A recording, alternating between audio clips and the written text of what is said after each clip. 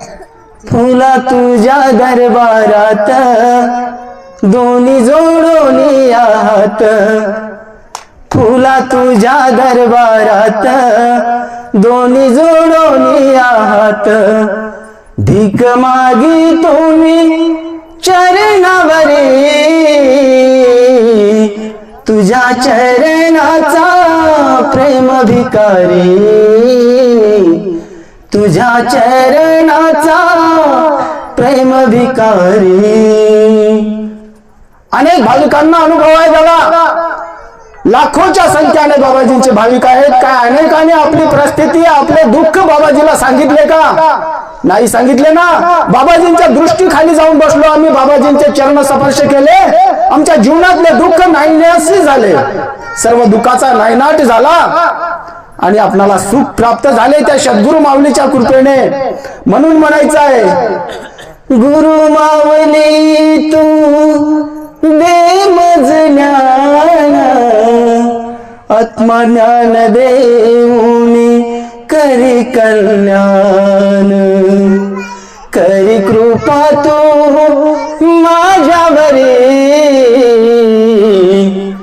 बाबाजीने काय दिलं आपणाला? फक्त ध्यानाला बसा एवढं सांगितलं ना। ध्यानामधून ज्ञान झालं, ज्ञानामधून आमची प्रगती झाली दादा। ज्या शेतामध्ये आम्ही 10 क्विंटल धान्य पिकवत होतो त्या शेतामध्ये आज 50 क्विंटल धान्य पिकवत आहोत। याचे कारण काय आहे? ज्ञानी झालो, व्यसनमुक्त झालो। ध्यानामधून ज्ञान आलं तेव्हा आम्ही त्या व्यसनेपासून दूर झालो, अनेक आडंबरापासून दूर झालो। आम्ही ज्ञानी झाल्याने आमच्या जीवनाची प्रगती झाली। एवढा सद्गुरु माऊलीचा थोर उपकार आहे हो आपल्यावर। ध्यानाच्या माध्यमातून आपल्यावर उपकार केले, आपल्याला ज्ञानी सुज्ञानी बनवलं आणि जीवनाचं स्वर्ण केलं। तुझ्या विन दुज कोणी नाही सुखदाता, दिव्य ज्ञान देऊनी उदारशी भक्ता, आज मजला घे पदरी, तुझ्या चरणाचा प्रेम भिकारी। फक्त रिकामी जोडी घेऊन जायची दादा बाबाजीकडे।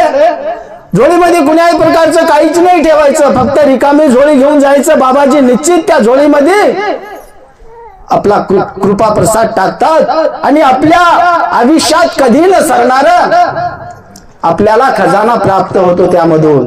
म्हणून म्हणायचं आहे की बाबाजीकडे जात असताना मनातील सर्व बाधा विसरून जायच्या आणि आपणाला त्या सद्गुरु चरणावर निष्ठेने आणि अति प्रेमाने आलिंगन घ्यायचं आहे।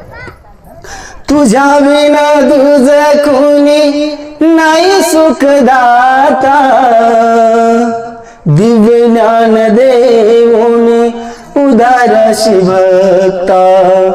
गणपत वाटगुरे काय म्हणतात दादा बाबाजी बद्दल? अरे कागापोटी जन्म झाला, कुठून शुभ्रता मिळेल त्याला। अशा अज्ञानी घराण्यात जन्माला आलो, अशा गरीब घराण्यात जन्माला आलो देवा, याचा पालट करण्यासाठी तूच एक समर्था। किती आपली किती गावरान भाषा होती, आपली किती गरिबी होती, आपल्या मागे किती दारिद्र्य होती। म्हणून गणपत गुरुजी काय म्हणतात? कागापोटी जन्म झाला, कुठून शुभ्रता मिळेल त्याला, यास पालट करण्यास एकच तू समर्था। अहो कावळ्याच्या पोटी जन्म आलो, आपल्याला शुभ्रता कशी प्राप्त होईल? पण त्या सद्गुरु माऊलीमध्ये एवढं सामर्थ्य आहे दादा, त्याने सर्वांना बगळ्यासारखे पांढरे शुभ्र केले। आपण ज्ञान पंडिताच्या घरात जन्माला न येऊन ज्ञान प्राप्ती झाली, हे सद्गुरु माऊलीची कृपा आहे आपल्यावर। म्हणून म्हणायचं आहे, कागापोटी जन्म झाला, कुठून शुभ्रता मिळेल त्यांना, यास पालट करण्यास तूच एक समर्था। सद्गुरु माऊलीमध्ये एवढं सामर्थ्य आहे। आज भारताच्या पाठीवर 230 ध्यान केंद्राची स्थापना आहे दादा। सर्व लोक ज्ञानी झाले, लोक सुखी झाले। म्हणून म्हणायचं आहे की जेवढं वर्णन करावं तेवढं कमी आहे त्या सद्गुरु माऊलीचं। तुझ्या विन दुज कोणी नाही सुखदाता, दिव्य ज्ञान देऊनी उदारशी भक्ता। पूर्वी म्हणायचे आमचे वाडवडील, 6वी भरण्याचा लेख तिथे सद्गुरु मारे मेघ। ज्या दिवशी आम्ही जन्मापासून 5व्या दिवशी 5वी करत असतात त्या दिवशी 6वी ब्रह्मदेव आमचे प्रारब्ध लेतात म्हणावं असे पूर्वी लोक म्हणायचे. पण त्या 6वी ब्रह्मदेवाने लिहिलेला लेख आमच्या प्रारब्धाचा त्यांना सुद्धा बदलण्याची कॅपॅसिटी त्या सद्गुरु माऊलीमध्ये आहे.